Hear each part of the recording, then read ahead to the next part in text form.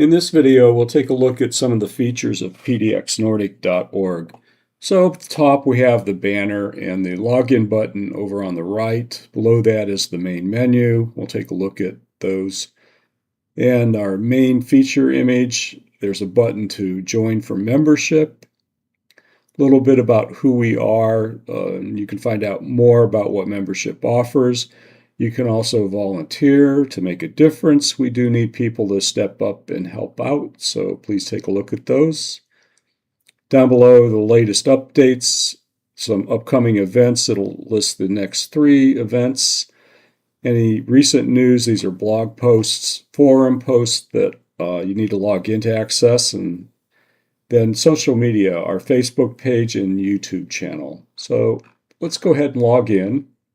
And when you log in, you may get a reCAPTCHA thing. You have to declare you're not a robot, or sometimes it gives you those pictures that you have to match up. That's just kind of the way it is.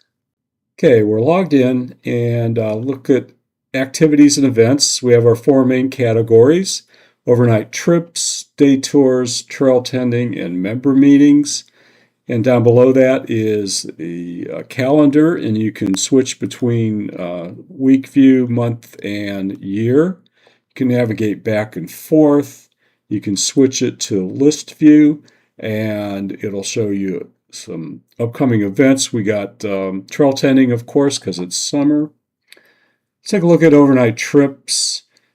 There are some accordion buttons here to click. You can things you need to know about attending an overnight trip, who to contact for questions, and FAQs, information that is important for you for going on a trip.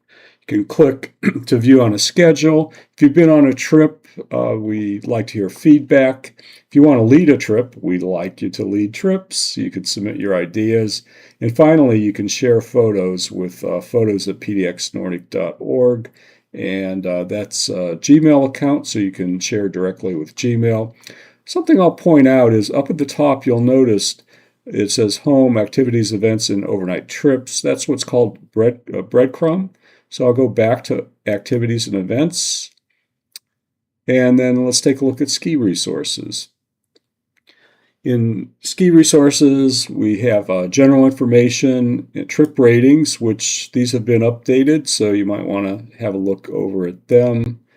And more about day tours, tour essentials, etc., preparation, weather conditions, what to wear, trails and maps, logistics with the waiver that we need to sign to participate, club policies, carpooling info, public transit, extra stuff for rentals, need some ski lessons, safety classes. For members area, you need to be signed in to look in this area, and you can get back to your profile here. There's another way that I'll show you. And again, volunteering, we're stressing that. And more information for you. Connections, here's where you get to the forum or newsletter, membership benefits, and the members directory. And I urge you to check the members directory out, and you'll see people in the club, and it'll show some information about them that they choose to share. So it's a way for all of us to get to know one another a bit. Resources, we have club policies, forms, etc., info for skiing, and then club business, the board minutes, bylaws, boards and committee contacts. The FAQs, this is in development yet, so I won't spend much time on that. And then how to contact us. There's our mailing address. Any general questions or concerns that you have, you can email. Or if there's something about the website, you can email there. And these are some links for videos, how to sign up for membership, and this video, a look at features of pdxnordic.org. Below there is a sitemap. So the sitemap is another way to navigate. You can just scroll down the list and click on any of these links to get to what you're looking for. There's also a search window up here, and it seems to be pretty robust. So let me put a search in there. I'll search for rentals. And here you see it comes up with some options and rentals and retailers. That looks promising. And let me just go back to the home page. And you notice the login button has changed to this icon up here, and I'll click on that.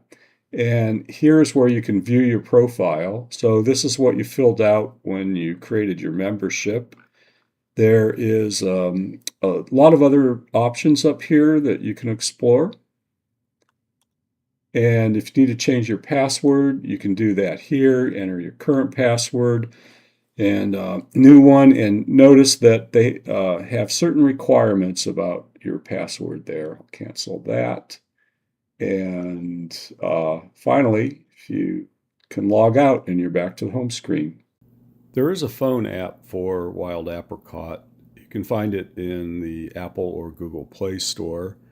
The symbol looks like, I guess, a little wild apricot, and strangely, it's called Member App, not Wild Apricot. So you need to log in. It shows you your profile. When you log in, you can look at your membership card. You can renew. Other options, you can look at members, you can get their email and phone number if they're listed in the members directory. You can look at events. Here's the overview information, and then you can find the details of the event. You can register for the event. Tickets, if you've registered for any, you can look at upcoming and past. And notifications, these are general settings that you might look at.